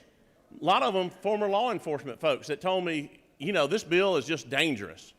And I said, guys, look, if you would, sit up in your chair and do just what I've asked y'all to do with me. After a few minutes on the phone with most of them, they said, I begin to understand it now.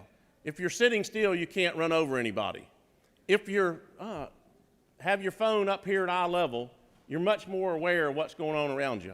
The last thing I want to do is see somebody get in a wreck and hurt themselves or hurt somebody else.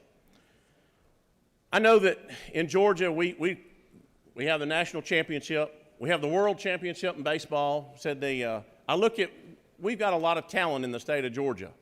Now, I know some of y'all have probably driven in some other states surrounding us, like maybe Florida, and I won't say there's an aged population more so in Florida. South Carolina, I'm still worrying about those folks over in South Carolina, and Tennessee. In all three of those adjoining states to us, they allow you to manipulate your phone at a traffic light. What I'm asking for us to do is to revisit the hands-free law to make sure that what we do is not make criminals out of law-abiding citizens and make it safer to move the traffic and less distraction of driving. One of the things that I see happen a lot of times, people will get a text, their phone will ding, and so what are they, first thing they do while they're driving, they'll pick up their phone. That's the person I want going to jail. I want that person locked up and prosecuted. If they'd pull over on the side of the road, if they'd stop at a stop sign or they'd stop at a traffic light, while their phone's in a cradle, they should be able to look at that message, be able to hit that button and touch it. And for me, people that are endangering others are endangering themselves. So for me, I'll ask for your favorable consideration. I believe there may be some other people that want to speak on this bill. Said they, one of the things that in committee, I heard one of our chairmen say something along the lines of, there's no group that's for this bill. And for me, everybody in here doesn't work for all the groups out in the hall or all the groups all over the state. We work for the citizens of Georgia. This is one that I want to make sure that you understand what I'm trying to do and try to make sure that as we move this forward, it's making things safer and moving transportation through the state. With that, Mr. President, I'll either take questions or yield the well. Which one do you want? Whichever one you want to do. I'll take questions. Chair recognizes the senator from the 27th with a question. Thank you, Mr. President. Chairman yield. Yes, sir. I just want to clarify what your bill actually does. Is it true that what you're trying to change is to allow people to use their cell phones while at a complete stop at a traffic control device or on the side of the road, as long as that phone is mounted to the windshield or the dash? I think that when I first heard of this bill, I thought that you were trying to still allow usage in the hand, but the usage you're allowing in this bill, is it not true, is only if the phone is mounted to the dash or the windshield? Yes, sir. And I will tell you this, because when I introduced the bill, I didn't put any particulars in it. But I want to thank the senator from the 41st. I'll be honest with you, she told me, she said, they could do this at stop and go traffic. And I said, you're right, I don't want to see that happen. So we moved it to traffic control devices, which would be a stop sign or a traffic light or to the shoulder of the road. The other thing and I will tell you, the senator from the 1st was the one that said, we want to make sure it gets up to eye level. So let's make sure that it's mounted in a device that's going to hold that phone up there where you have that peripheral vision. So thank you, Senator, for your question. Do you further yield? Yes, sir. I know there's some question, and can you clarify for us, at least your opinion, as far as you know the law? Is that currently allowed, the mounting of the windshield? Because I know that one of my colleagues believes that this is already in current law, and I'd just like that clarified for myself. Yes, sir. Last year, the senator from the 51st introduced Senate Bill 203. And that legislation that he introduced was included into a House bill that passed through legislation is in current law now. So that left Senate Bill 203 as an open vehicle to carry this legislation. And so right now you can have your phone mounted to your windshield or to the dash. So that is a current law, and that's one of the reasons why this bill, Senate Bill 203, was open for me to substitute the language from Senate Bill 356 into this bill. Do you further yield? Yes, sir. So just to clarify, under current law, you can mount it, but you cannot manipulate it, I believe was the word that you used. Is that correct? That's correct. You cannot be looking at text or something on your phone when it's mounted on your dash, even at a complete stop. We don't want you doing it and being distracted, but currently you can't do it unless you're legally parked or out of your vehicle. Thank you, Mr. Chairman. Chair recognizes the senator from the 28th with a question. To your right. Thank you, Mr. President. Does the senator yield? Yes, sir, for the good doctor. Thank you, Senator. If we go back to our original hands-free law, the first offenders can get off with a basically if you show that you've corrected the situation, whether it's an app or a dash-mounted device to hold your phone, you can show that to the judge and get off. Is that not true? Yeah, what actually is you sign a sworn affidavit that that's your first offense, and you have to have a Bluetooth or hands-free device, and when you sign that affidavit, the first violation is there's no penalty. Okay, and walk me through the next level of penalty. Is it not true that is it a $25 fine? I believe the fine can be up to $150. Could be up to $150, and so I'm not sure how the courts, are doing that. I know I've seen different numbers around.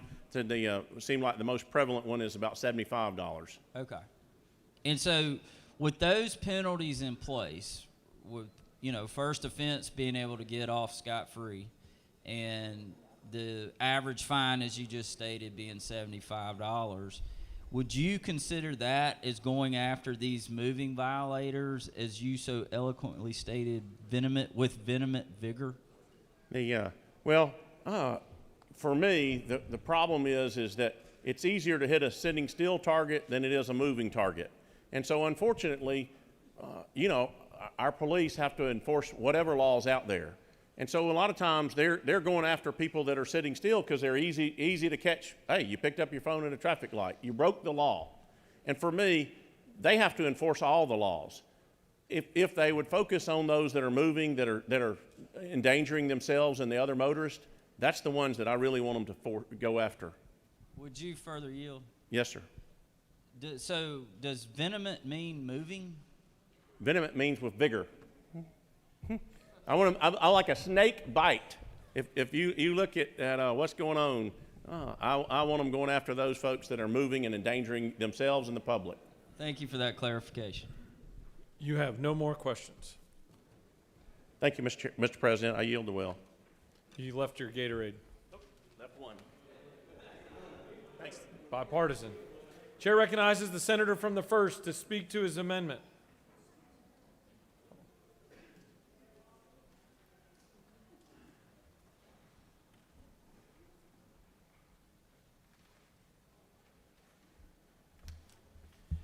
Thank you, Mr. President.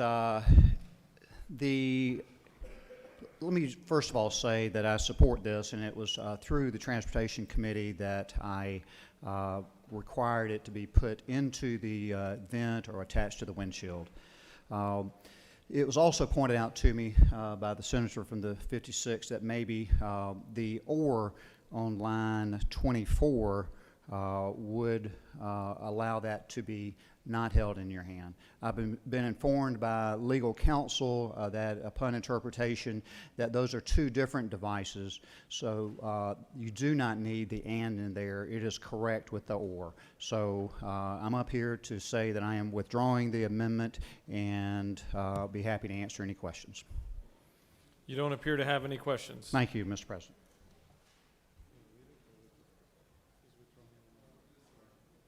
For what purpose does the senator from the 17th rise? I ask unanimous consent that we excuse the senator from the 16th for business outside the Capitol. Without objection, the senator from the 16th is excused. Mr. Secretary, can you please read amendment number 1? Mr. President, Senators Watson of the 1st and others offer the following amendment number 1 to amend Senate Bill 203 by striking or at the end of line 24 and inserting in lieu thereof and. That completes the order, Mr. President. The senator from the 1st has asked for unanimous consent to withdraw amendment number 1. Is there objection? There's no objection, and amendment number 1 is withdrawn. The chair recognizes the senator from the 29th to speak to the measure.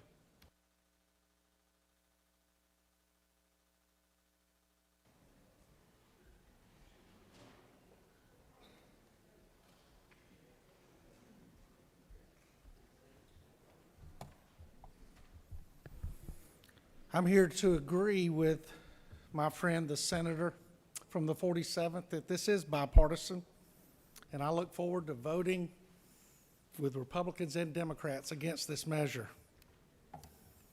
And I do appreciate him coming up here and telling those in law enforcement where they need to focus their attention when they're out on the roads and highways. Back in 2021, a House representative, Representative Barr, asked me to carry House Bill 165 when it came across. I read House Bill 165 and realized that it allowed windshield-mounted devices to be used in vehicles so that drivers throughout Georgia could look up and see their phone as they travel around the state, so they don't have to reach down. And please forgive me, there will be no Powerade demonstration on how to see their phone when they drive. The primary users of telephones in vehicles today, cell phones in vehicles today, are young people. And I'm here to tell you, they have a hard time driving without a telephone in the car. And for us to confuse them and change the rules in the middle of the game while they're trying to learn to drive is insanity. 16.7% of fatal large truck crashes are involved when people in passenger vehicles rear-end large trucks. 1/3 of all crashes in the United States are rear-end collisions. I drive a large, obnoxious F-150 Ford pickup truck, and I have a cell phone. And I have a device in my truck that fits in my cup holder and holds my cell phone up, so if I'm sitting at a light, I can glance over and see what I need to see. I have my podcast chosen when I drive. I have my air conditioner adjusted when I get in my vehicle, and I travel. Citizens sitting at red lights normally look at one thing. That is not the vehicle in front of them. It is that technology designed by engineers that hangs up above and goes from green to amber to red. They're looking at the light. When the light turns green, they go. And when the vehicle in front of them doesn't go, they strike that vehicle. And the person in that vehicle that did not move many times is injured. So what we need to focus on is the vehicles on the road, and when we are at a traffic signal, focus on the traffic signal. Do not worry about your phone. My phone is in my truck, my phone is plugged in, I can see my phone. If somebody texts me, I can see that somebody texts me. And when my wife texts me or calls me and I do not respond, my wife knows I'm driving. She understands that. I do care about my colleague. This is terrible legislation. This is unnecessary legislation. This is dangerous legislation. And I promise you, the men and women that go through GIPSTIC, that go through regional police academies, that go through EVOC training, they are well aware where their attention needs to be on the roads. And many times they do stop people who are manipulating their phones while traveling down the road.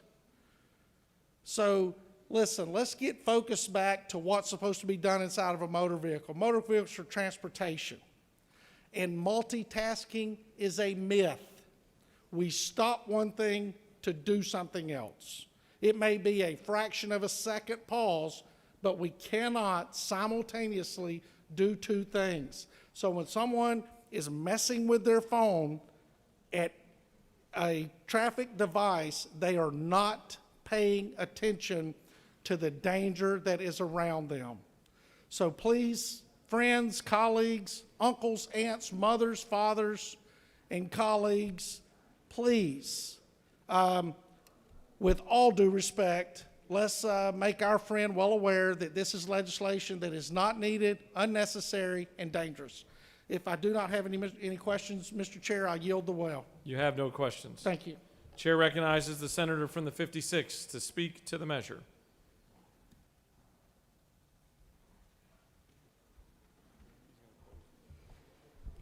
Thank you, Mr. President. I want to begin by thanking and commending for his great professionalism my colleague and my friend, the senator from the 47th. We have served together for quite some time.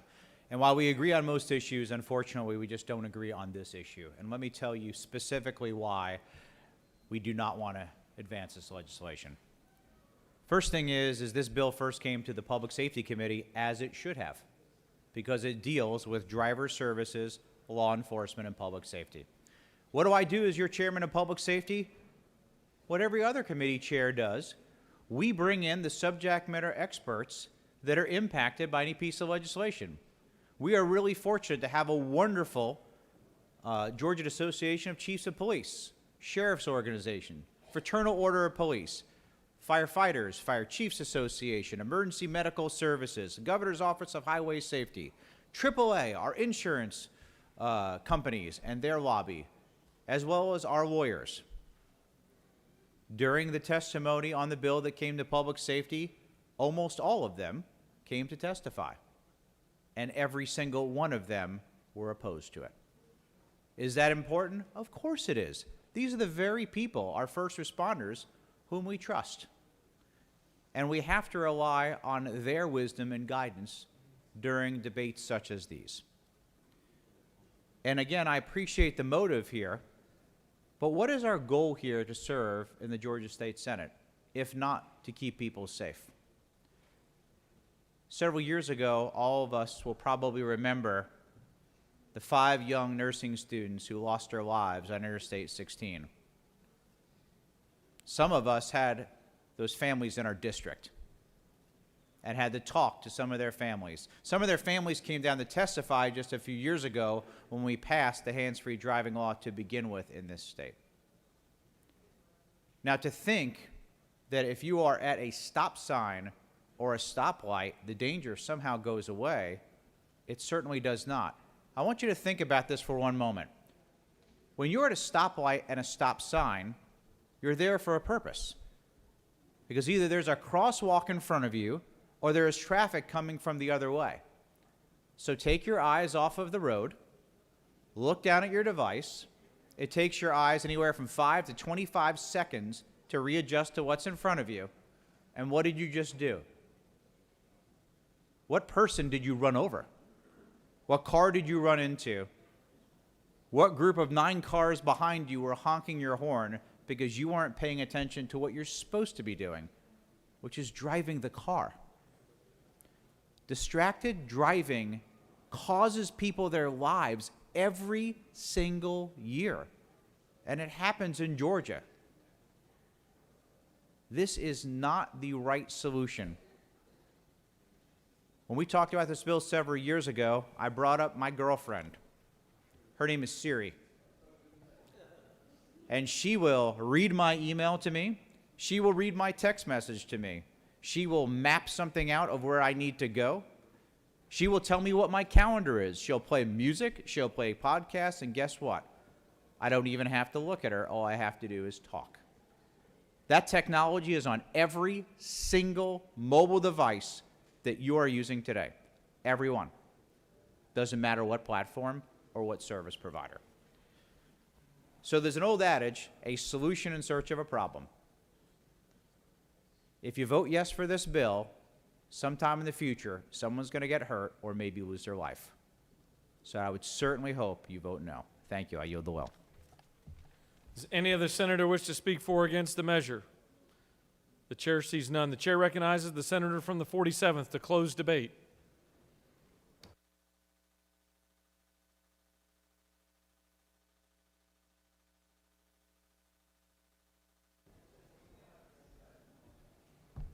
Thank you, Mr. President.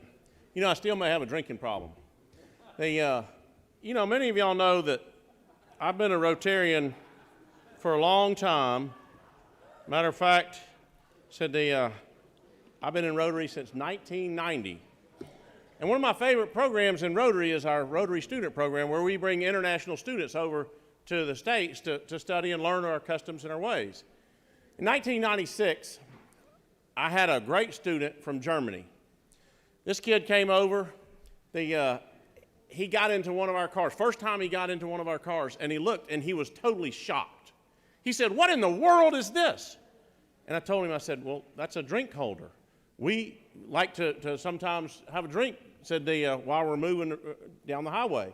He says, "Oh, no, we can't do that in Germany. That's against the rules and regulation. We only are focused on driving." Well, if you show me a car that's made today that doesn't have a drink holder in it, I'll show you one that doesn't get sold. For me, when I look, and I have no special talents. I can't fly. Unlike my friend from the 29th or my friend from the 56th, I can read. And for me, if you would, this green sheet that's in your book, if you'll look at line 23,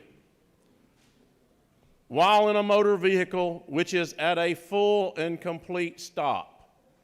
When your vehicle is sitting perfectly still, you can't run over a soul. Where I want our law enforcement folks to do is those people that are putting people in danger, and those are the ones that are moving. There's 10.5, 11 million Georgians here. Said we all work for those Georgians. I want to try to make sure that what we're doing is helping to move traffic, move people and freight in the state of Georgia, and do it safely. You know, and I'll butcher it if I try to say it, so I won't say it, but I will acknowledge it. Teddy Roosevelt has a good quote about a fighter in the ring. Well, I intentionally asked for my caucus to not whip this bill. I didn't ask for the minority caucus to whip this bill. I put it to my colleagues in the Senate who represent the 11 million Georgians to decide which is the right answer. Now, I can tell you, if you look at right up there, line 18, and there's exemptions in the law for what you can do. You know, I fall into one of those exemptions in line 18 as a utility worker. My day job, I run a development authority. We run the water and sewer system in the county. I have no greater talents than any other driver on the road, but yet this law would not apply to me had I been going to an emergency.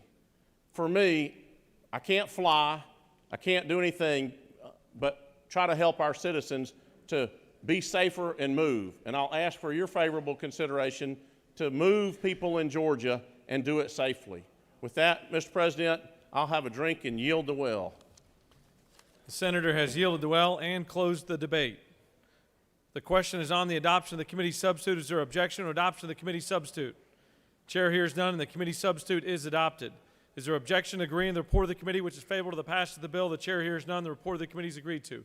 Is there objection to the main question being ordered? The chair hears none, and the main question is ordered. Questions on the passage of the bill by substitute. All those in favor vote yea. Opposed, nay. The secretary will unlock the machine.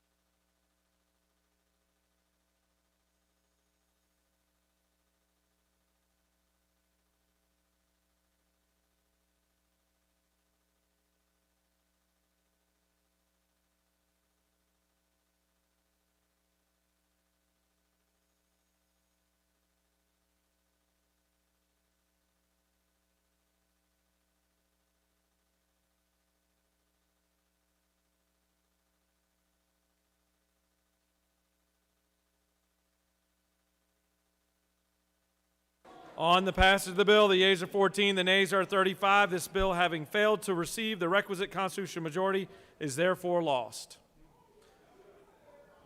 Mr. Secretary, can you please read the caption as Senate Bill 203?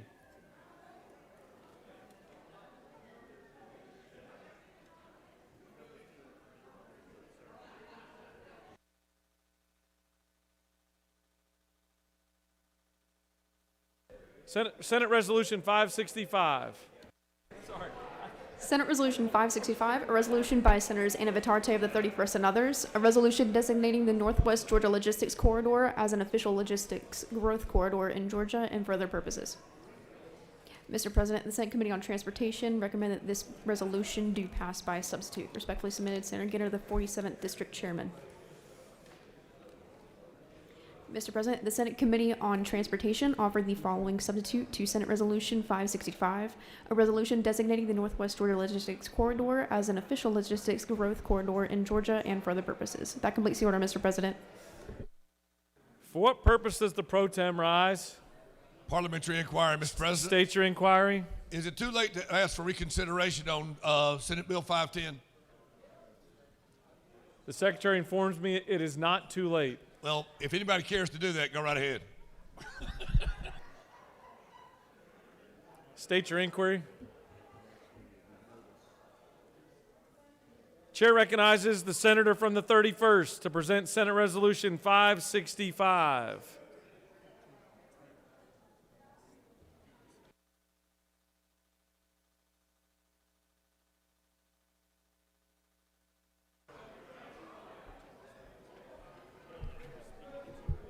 Senator, hold on one moment. Hold on.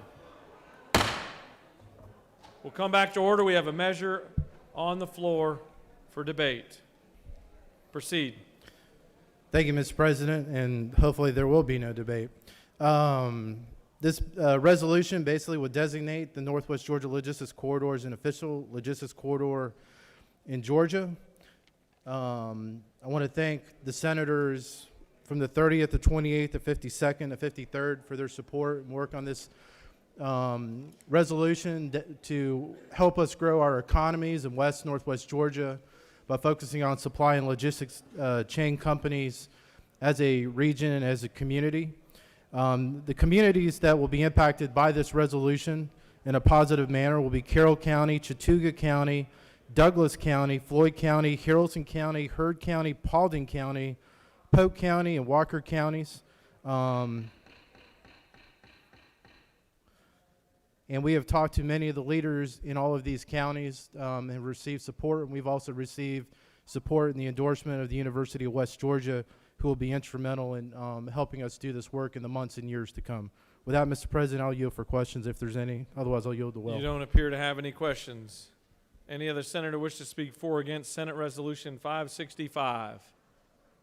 The chair sees none. The question's on the adoption of the committee substitute. Is there objection to adoption of the committee substitute? The chair hears none, and the committee sub is adopted. Is there objection to agreeing to the report of the committee which is favorable to the adoption of the resolution? The chair hears none. The report of the committee is agreed to. Is there objection to the main question being ordered? The chair hears none, and the main question is ordered.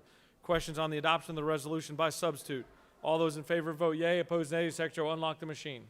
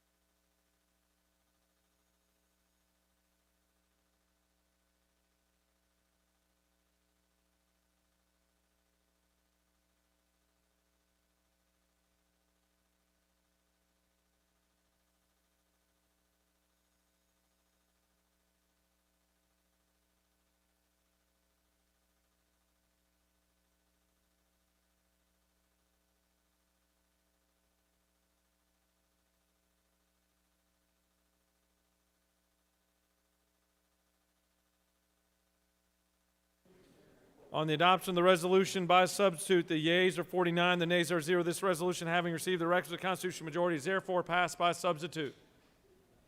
For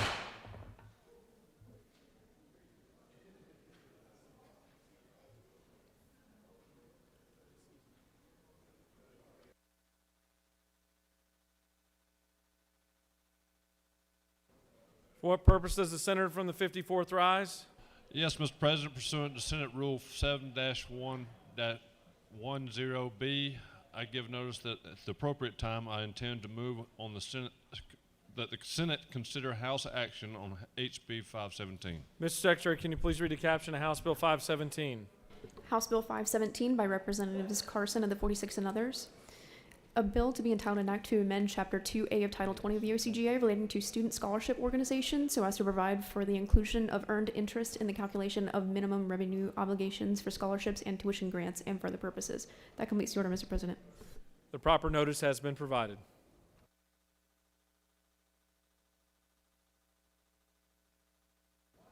Chair recognizes the Rules Chairman.